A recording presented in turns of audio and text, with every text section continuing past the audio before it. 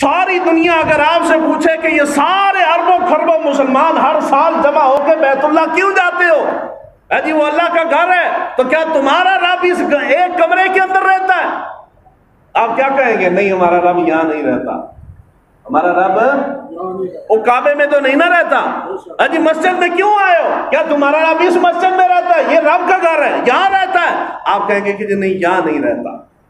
تو اس گھر میں بھی نہیں رہتا، دنیا میں ہزاروں مسجدیں، لاکھوں کروڑوں مسجدیں ہیں، وہ کسی مسجد میں نہیں رہتا، تو کیا کعبے میں رہتا ہے؟ وہاں کعبے میں بھی نہیں رہتا، تو آخر تمہارا رب کہیں نہ کہیں تو رہتا ہوگا۔ فرمایا قلب المومن عرش اللہ تعالی، بندہ مومن کا دل اللہ تعالیٰ کا عرش ہے، ہر وقت، ہر لحظہ، ہر لمحہ اللہ تعالیٰ کے انوار و تجلیات کی بارش بندہ مومن کے دل پہ ہوتی ہے۔ سبحان اللہ۔ رب کہیں نہیں بستا، رب اگر بستا ہے تو وہ بندہ مومن کے دل میں بستا ہے، سبحان اللہ۔ بندہ مومن کے دل میں بستا ہے۔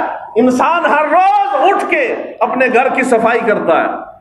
کیوں صفائی کر رہے ہو؟ کیونکہ میں رہتا ہوں۔ اپنے گھر میں صفائی کس لیے کر رہے ہو؟ کیونکہ میں رہتا ہوں گھر میں۔ وہ اللہ کے بندے، جہاں تو رہتا ہے وہاں دن میں 10 مرتبہ تو صفائی کر رہا ہے۔ جہاں تو رہتا ہے اس کو اہتمام کر رہا ہے، اس کو سجا رہا ہے، اس کو بنا سنوار رہا ہے۔ اور جہاں تیرا رب رہتا ہے، جہاں تو رہتا ہے وہ تو خوبصورت ہونا چاہیے، وہاں نجاست، گندگی، پلیدگی نہیں ہونی چاہیے، مگر جہاں تیرا رب رہتا ہے اس کی طرف خیال نہیں گیا کبھی؟ وہ رب تمہارا تو تمہارے دل میں رہتا ہے، اور وہ دل جو گناہوں سے بھرا پڑا ہے، وہ دل جس کے اندر دنیا کی ساری قدورتیں تو نے یہاں سنبھال کے رکھی ہے، سارے بغض اناد تو نے یہاں سنبھال کے رکھے۔ یہاں رب نے رہنا تھا، جس گھر میں رب نے رہنا تھا وہاں تو نے دنیا کی محبت اٹھا کے یہاں سنبھال کے رکھی۔